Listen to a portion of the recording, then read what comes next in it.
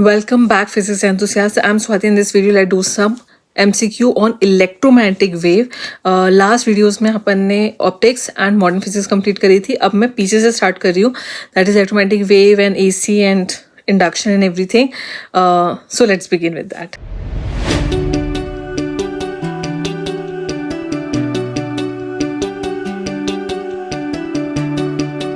Okay, so in the first question you have one requires 11 electrovolt of energy to dissociate a carbon monoxide molecule into carbon and oxygen atom. The minimum frequency of the appropriate electromagnetic induction हमें चाहिए. Energy given है. You know that energy is equals to h nu. ठीक है. Energy given है 11 electronvolt में. That is 11 electronvolt की value 1.6 into 10 raise to the power minus 19. H is 6.63 into 10 raised to the power minus 34 into new है. ठीक है.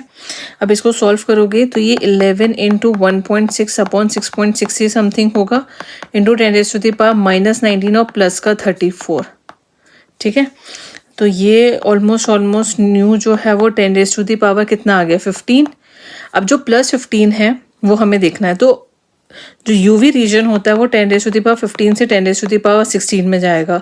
तो minimum frequency पूछी है तो यूवी अप्रोप्रिएट है. तो इसके अंदर जो तुम्हारा इलेक्ट्रोमैग्नेटिक वेव का जो स्पेक्ट्रम है दैट इज़ वेरी इंपॉर्टेंट. इसकी फ्रीक्वेंसी, वेवलेंथ, सबकी रेंज, यूजेस वगैरह सब कुछ याद रखना. ठीक है. इस पे क्वेश्चन ज़रूर बनते हैं. ओके, नेक्स्ट वन इज, इसको एक बार मैं रब कर देती हूँ. Next is an plane electromagnetic wave traveling along x-axis has a wavelength of 10 millimeter. The electric field points along y-axis and has a peak value of this. E की value given है 30 volt पर metre. तो पहले B not निकाल लेते हैं सीधा सीधा. जो E नॉट बाई C होता है, E not by B not का जो रेशियो होता है that is C, speed of light. और अगर हम मीडियम की, ये हो गया वैक्यूम के अंदर, और मीडियम की बात कर रहे हैं तो वो E बाय V, जो भी उस मीडियम में वेलोसिटी है वो हो जाएगा. सो दैट इज 30 इंटू 3 10 की पावर 8. 10 ऊपर गया, 1 माइनस 8 इज 10 की पावर माइनस 7. तो B नॉट तो ये है. तो ये 30 तो चलेगा नहीं. तो ये दो तो ऑप्शंस गलत हो गए. ये सही है. अब ये वाला ठीक है, ये वाला ठीक है, वो अपन को चेक करना पड़ेगा. कैसे चेक कर सकते हैं? इक्वेशन होती है B is equals to B not sine omega t minus k x. ठीक है. तो ओमेगा को हम लिख सकते हैं 2 पाई इंटू फ्रीक्वेंसी, और फ्रीक्वेंसी को लिख सकते हैं C by lambda. And your wavelength is 10 millimetre. तो that is 2 pi C by 10 ही रहने देती हूँ अभी. एंड जो यहाँ पे K है that K is basically 2 pi by lambda simply. तो यहाँ से हो जाएगा 2 पाई और लैम्डा इज व्हाट 10. तो इक्वेशन में आपके पास आ जाएगा B is equals to B not sine 2 pi C by 10 into t minus 2 pi x by 10. तो ये 2 पाई बाय 10 जो है वो बाहर आ जाएगा और अंदर आ जाएगा CT माइनस x. ठीक है. K की जगह हमने 2 पाई बाय एक्स रखा है और ओमेगा की जगह 2 पाई C बाय 10 रखा है. 2 पाई बाय 10 ये बाहर आ गया और अंदर CT माइनस एक्स रह गया. That is D is the appropriate answer. तो ये दो रिलेशन याद रखना, एक ये वाला और एक ये वाला. ठीक है. नेक्स्ट करते हैं. नेक्स्ट क्वेश्चन में आपको बोला है in a process of charging, in the process of charging of a capacitor, the current produced between the plates of a capacitor is, the symbol has a usual meaning. देखो, जब हम capacitor को charge करते हैं, current जो होते हैं basically वहाँ पे दो टाइप के होते हैं. तो कंडक्शन करंट और एक होता है डिस्प्लेसमेंट करंट. ये डिस्प्लेसमेंट करंट तब आता है in the charging of capacitor. Displacement हम इसलिए बोलते हैं because there is a space between the capacitor when it is connected to a battery. But current is flowing, तो यहाँ से यहाँ तक जो करंट आया वो डिस्प्लेसमेंट करंट होता है, और वो डिस्प्लेस कैसे होता है, यूजिंग इंडक्शन से, ठीक है। और ये तभी होता है जब यहाँ पे चार्जिंग हो रही हो, ओके। तो जब ये प्लेट पे चार्जिंग हो रही है तो उसका वो चेंज हो रहा है करंट, जो यहाँ पर इंड्यूस कर देता है करंट को। तो ये जो आई डी होता है वो बेसिकली d∅dt होता है with a constant which is epsilon not. So C is the correct answer. Simple formula है, मैंने तुम्हें इसका कॉन्सेप्ट समझा दिया, ये याद होना चाहिए। Next, a linearly polarized electromagnetic wave ये given है is incident normally on a perfectly reflecting infinite wall at z is equals to a, assuming that the material of the wall is optically inactive. The reflected wave will be given by, okay, तो जब ये reflect हो रही है एक wall से, ठीक है, तो होगा क्या, जैसे सपोज करो ये वेव गई है, ये ऐसे टकराई, और टकराने के बाद ही नीचे से ऐसे आ जाएगी, ठीक है। सॉरी, ये नीचे से तब आती है जब ओपन लूप हो, ये तुम्हारे पास क्या है, क्लोज्ड लूप है, तो ये वापस से ऐसे ही रिट्रेस करेगी। तो दैट मीन्स इसका जो एम्पलीट्यूड है वो तो सेम ही ऊपर ही रहेगा, बट डायरेक्शन चेंज हो जाएगी। अगर ये इनिशियली के जेड माइनस ओमेगा टी है, तो जब इधर आएगी तो ये के जेड प्लस ओमेगा टी हो जाएगी, ठीक है। That is B is its correct answer. अगर ये चीज ओपन होती तो इसका लूप नीचे की तरफ जाता, तो यहाँ पर ये माइनस ई नॉट आ जाता विद दिस, तो फिर सी होता ऑप्शन, ठीक है।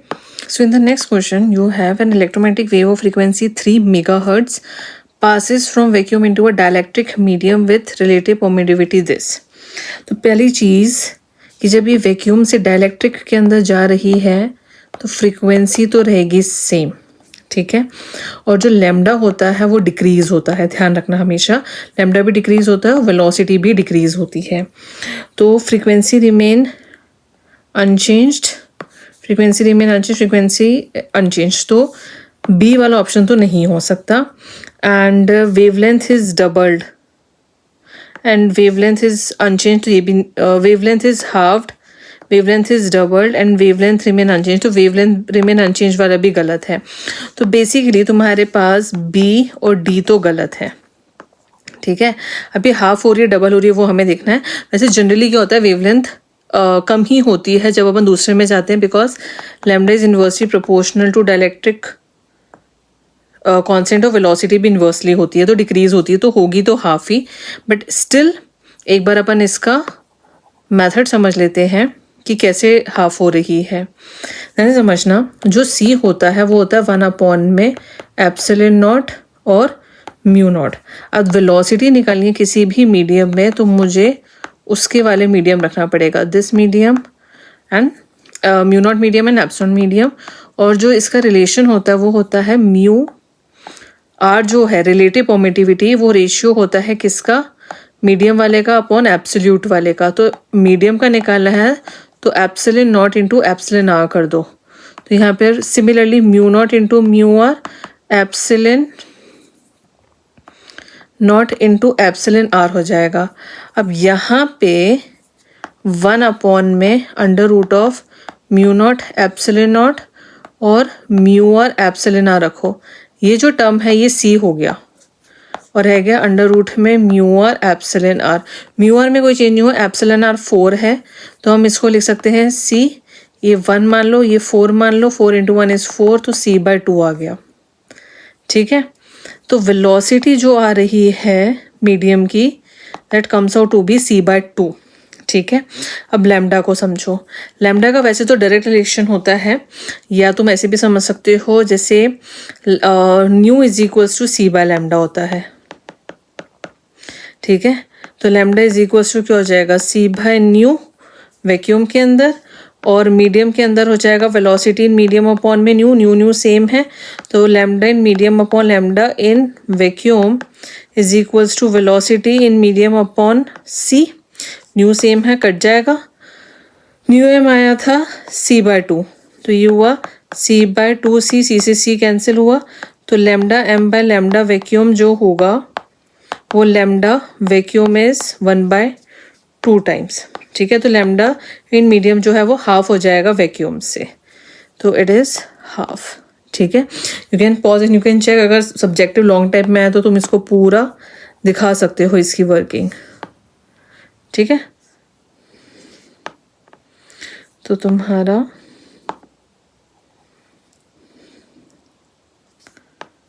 ये वाला सही हो जाएगा, ठीक है। नेक्स्ट इज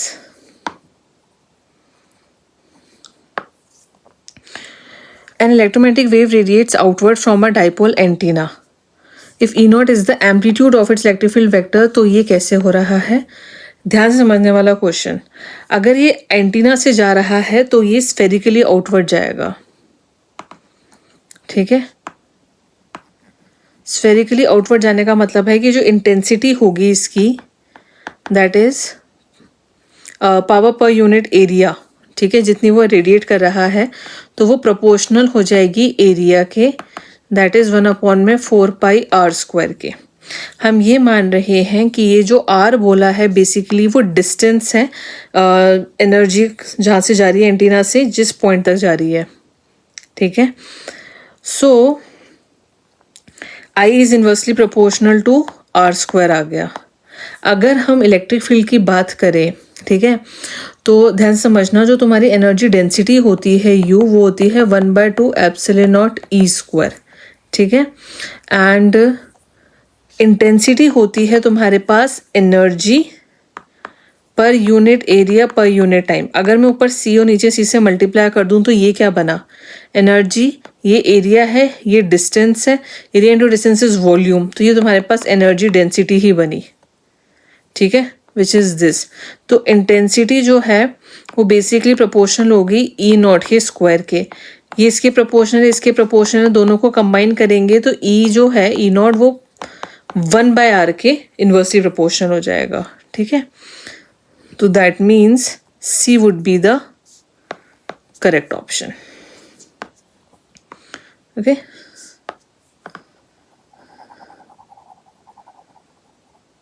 ठीक है, नेक्स्ट क्वेश्चन है, a plane electromagnetic wave of energy U is reflected from the surface, then the momentum transferred by the electromagnetic wave। देखो जो एनर्जी ट्रांसफर्ड होती है, अगेन ये एनर्जी डेंसिटी है, तो हम जो U है उसको हम क्या करते हैं, C से डिवाइड करते हैं, तो ये तो तुम्हारे पास क्या आ जाएगा, मोमेंटम हो जाएगा, energy per unit, this is the momentum. अब ये इंसिडेंट हुआ और ये ही रिफ्लेक्ट हो गया, तो जो मोमेंटम इनिशियल वाला है वो U/c है और फाइनल वाला जो है वो -U/c मान लो, या इसको प्लस मान लो, इसको माइनस मान लो, ये नेगेटिव डायरेक्शन, ये पॉजिटिव, तो P final minus P initial करोगे तो ये 2U/c हो जाएगा, ठीक है। मोमेंटम U/c कैसा है, ये पूरी डेरिवेशन के साथ आती है, ये तुम्हें फॉर्मूलाज पता होना चाहिए, ठीक है। Next, the next question you have, the RMS value of the electric field of light coming from the sun is this, the average total energy density। तो जो energy density होती है वो होती है 1/2ε0 E नॉट का स्क्वायर। अब तुम्हारे पास गिवन है E RMS, तो E RMS अपन कैसे निकालते हैं, E नॉट बाय √2, तो E नॉट हो जाएगा √2 RMS विच इज 1/2ε0, √2 का स्क्वायर करोगे 2 E RMS का होल स्क्वायर, तो ये कैंसिल हो गया।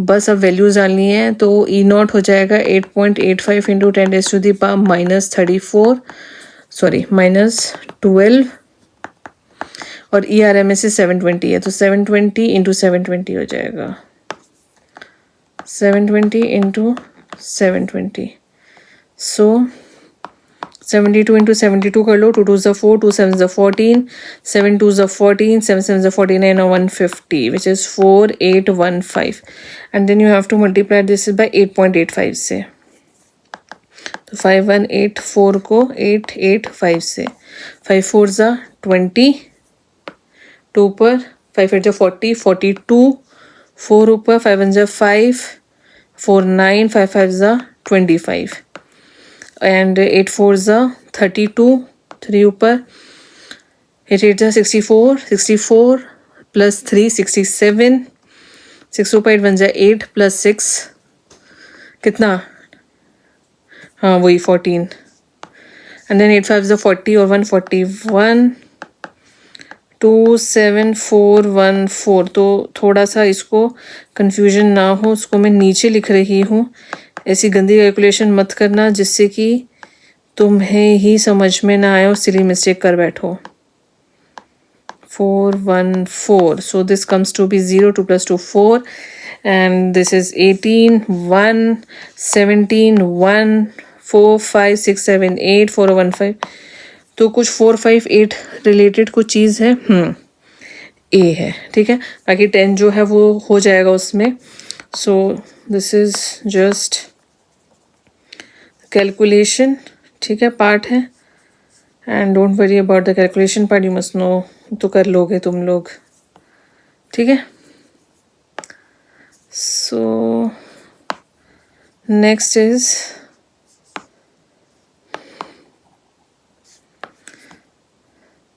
a plane electromagnetic wave propagating along x direction can have the following this। देखो x डायरेक्शन में जा रहा है तो इसके इलेक्ट्रिक फील्ड वो जो है वो y z में होने चाहिए।